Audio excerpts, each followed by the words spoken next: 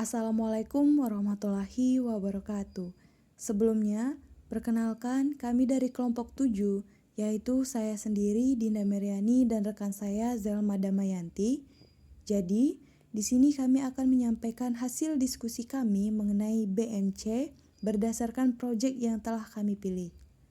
Untuk penjelasan pertama akan disampaikan oleh rekan saya yaitu Zelma Damayanti. Kemudian akan diteruskan oleh saya sendiri. Selamat menyaksikan. Proyek yang pertama yaitu proyek membangun mahasiswa dapat membantu jadwal harian atau mingguan yang mencakup waktu belajar, tugas, dan kegiatan lainnya. Mahasiswa mengatur waktu belajar mereka berdasarkan jadwal yang sudah disusun. Yang pertama, value proposition atau proposisi nilai.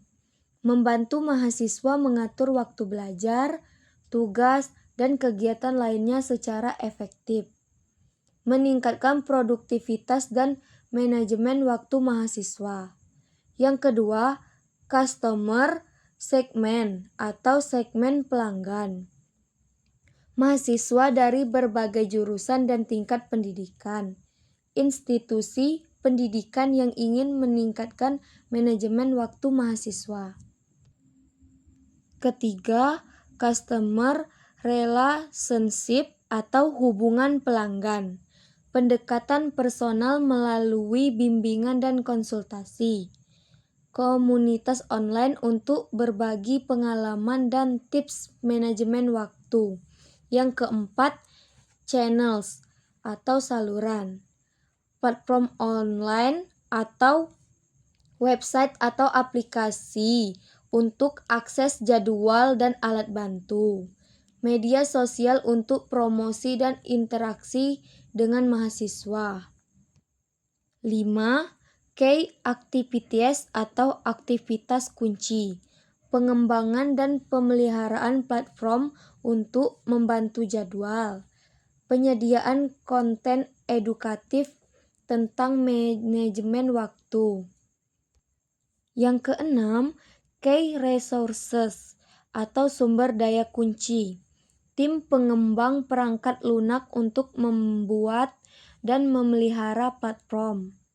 Konten edukatif yang relevan dan berkualitas. 7. Key partners atau mitra kunci. Institusi pendidikan yang mendukung program ini. Ahli manajemen waktu dan psikologi pendidikan untuk pengembangan konten. Yang kedelapan, course structures atau struktur biaya. Biaya pengembangan dan pemeliharaan platform, biaya pemasaran dan promosi, biaya untuk pengembangan konten edukatif. Yang kesembilan, revenue statement, aliran pendapatan. Langganan bulanan atau tahunan untuk akses premium kapasitor tambahan. Kerjasama dengan institusi pendidikan untuk program pelatihan. Proyek yang kedua yaitu proyek membuat modul pelatihan online yang berfokus pada pendidikan karakter etika, kesehatan mental, pendidikan seks, dan tanggung jawab sosial. Modul-modul ini dibuat dalam bentuk video, artikel interaktif, dan kuis yang dapat diakses oleh remaja di berbagai usia. Yang pertama ada value proposition atau prosesi nilai. Menyediakan modul pelatihan yang komprehensif dan interaktif untuk meningkatkan pendidikan karakter dan kesadaran sosial di kalangan remaja.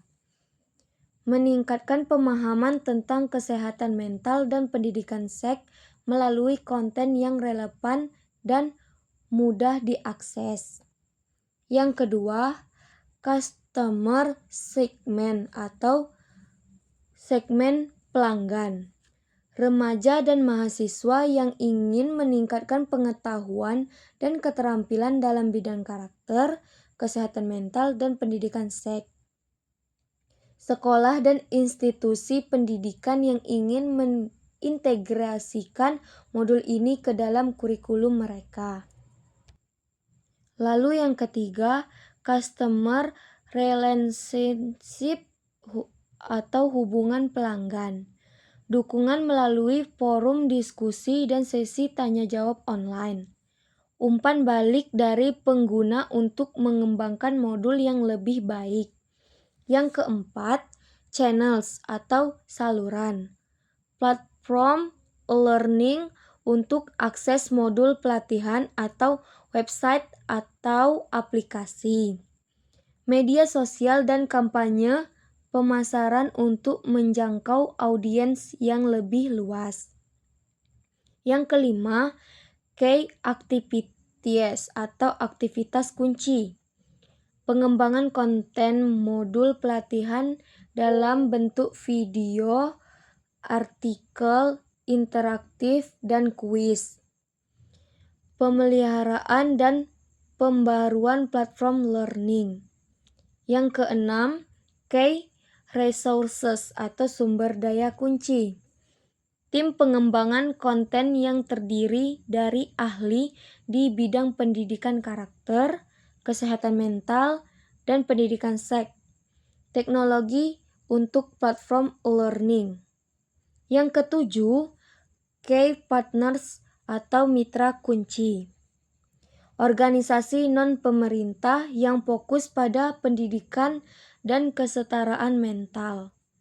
Sekolah dan institusi pendidikan yang dapat menjadi mitra dalam implementasi modul. Yang kedelapan, cost structure atau struktur biaya. Biaya pengembangan konten dan platform learning, biaya pemasaran dan promosi untuk menarik pengguna, biaya operasional untuk pemeliharaan platform. Dan terakhir, 9. Revenue statement atau aliran pendapatan. Biaya pendaftaran atau langganan untuk akses ke modul pelatihan.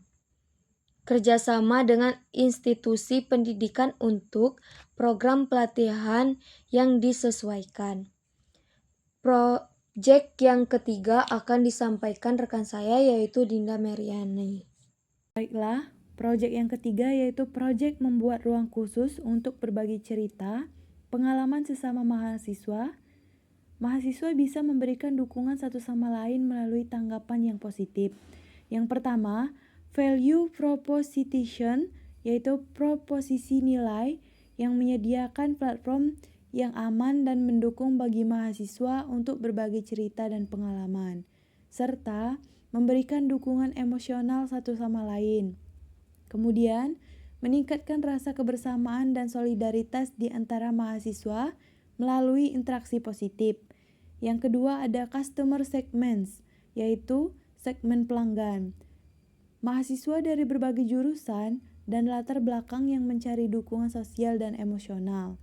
Kemudian, komunitas kampus yang ingin meningkatkan keterlibatan dan interaksi antar mahasiswa. Yang ketiga yaitu customer relationship, yaitu hubungan pelanggan, membangun komunitas yang inklusif dan mendukung melalui moderasi dan pengelolaan konten. Kemudian menyediakan dukungan melalui sesi diskusi dan kegiatan kelompok. Yang keempat ada channels, yaitu saluran. Platform online, website atau aplikasi untuk berbagi cerita dan pengalaman. Kemudian, media sosial untuk promosi dan menarik lebih banyak mahasiswa untuk bergabung. Yang kelima, ada key activities atau aktivitas kunci, yaitu pengembangan dan pemeliharaan platform untuk berbagi cerita. Kemudian, moderasi konten untuk memastikan lingkungan yang aman dan positif. Yang keenam, ada sumber daya kunci, yaitu tim pengelola komunitas yang berpengalaman dan moderasi dan dukungan sosial. Kemudian, teknologi untuk platform berbagi cerita. Yang ketujuh ada key partners, yaitu mitra kunci, yang dimana organisasi mahasiswa dan komunitas kampus yang dapat membantu dalam promosi dan partisipasi. Kemudian, ahli kesehatan mental untuk memberikan panduan dan dukungan. Yang kedelapan ada core struktur, yaitu struktur biaya, yang dimana biaya pengembangan dan pemeliharaan platform. Kemudian biaya untuk moderasi dan pengelolaan komunitas.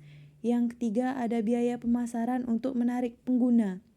Nah, yang terakhir ada revenue streams atau aliran pendapat, yaitu sponsorship atau kerjasama dengan institusi pendidikan dan organisasi yang mendukung kesehatan mental.